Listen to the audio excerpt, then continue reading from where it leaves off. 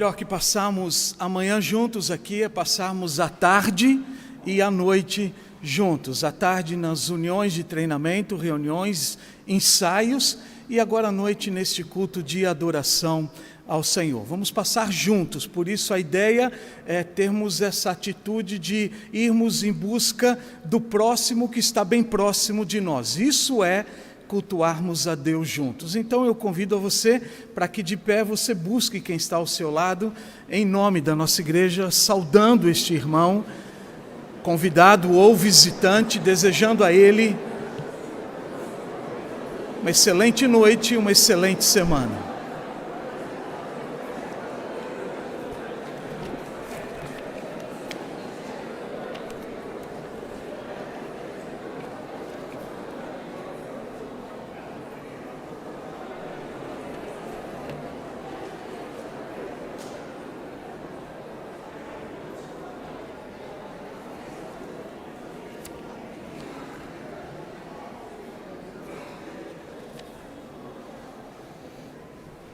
Mais uma vez sejam bem-vindos, internautas.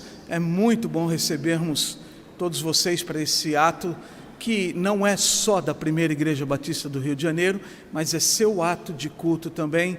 Sinta-se bem entre nós, apesar da distância. Necessitando do ministério de nossa igreja, estamos sempre à disposição de vocês para qualquer necessidade. Vamos convidar a irmã Tatiane Cordeiro, para vir ao microfone. Nós vamos interceder por esse momento que vamos passar juntos. E o nosso pedido a Tati é que ore também pelos enfermos de nossa igreja, bem como os acompanhantes e também os profissionais que cuidam destes irmãos. Você pode olhar em nosso boletim, em uma das páginas nós temos uma relação bem grande de irmãos que carecem do nosso cuidado presente ou o nosso cuidado através da oração. E assim que faremos nesse momento com a Tatiane. Vamos orar. Deus, a gente agradece por esse domingo, Pai, porque a gente pode chegar até a Tua casa, Deus. A gente te entrega cada um desses nomes que a gente tem no boletim, Pai, de enfermos, Deus, e tantos outros também que não estão nessa lista, Pai, mas que a gente conhece, Deus, e a gente pede que o Senhor possa ser com essas famílias, Pai, com aqueles que estão acompanhando cada um desses enfermos também, Deus, são momentos difíceis, Deus, mas a gente pede que o Senhor se faça presente, Deus, e que cada um possa perceber, Deus, que o Senhor está por perto, Pai, e que a gente também possa ser esse Senhor por perto dessas pessoas, Pai. Te peço pelo nosso culto, Deus, por tudo que a gente vai ouvir, por tudo que a gente vai cantar, Pai, que tudo isso possa ser verdade na nossa vida também, Pai. Guarda aqueles que estão chegando ainda, Deus, e em nome de Jesus dê a gente uma noite abençoada e uma semana também abençoada, Pai. É no nome de Jesus que nós oramos. Amém. Amém. O prelúdio não é só um ato musical, como estaremos ouvindo hoje, e de forma bem diferenciada ao órgão pelo William e também à guitarra pelo Luquinhas. Interessante, vai ser uma composição estranha para nós, inclusive, mas com uma mensagem muito bonita que o William escolheu.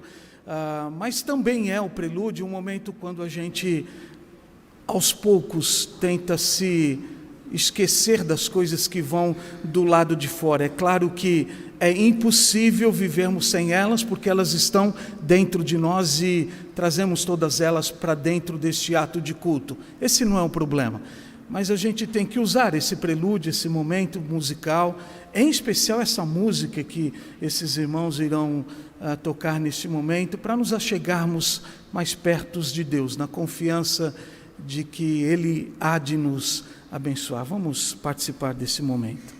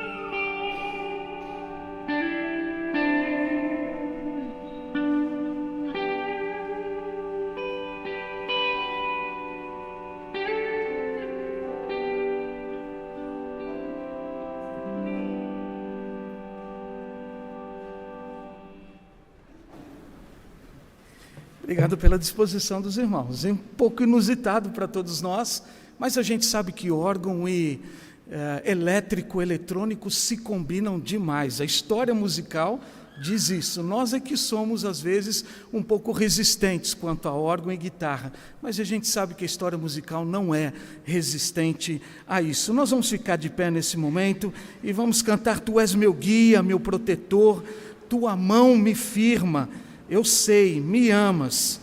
E aí a gente conta um pouco da história bíblica que encontramos na palavra de Deus, que inclusive fala sobre o véu que se rasga, e aí a gente pode entender que tudo está consumado na pessoa de Jesus. Vamos louvar a Deus nesse momento.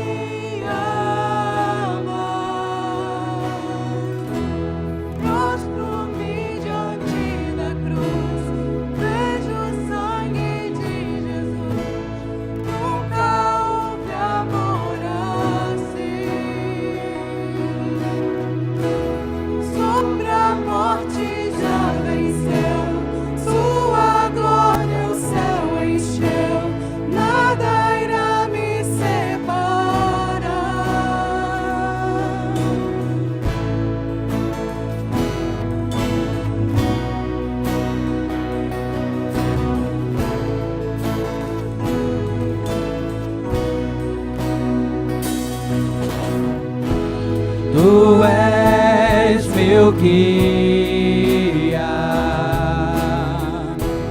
meu protetor.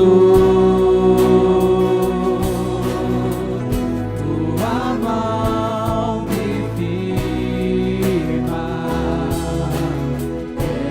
eu sei, me amas. Prostro-me diante da cruz, pelo sangue de Jesus, nunca houve amor assim.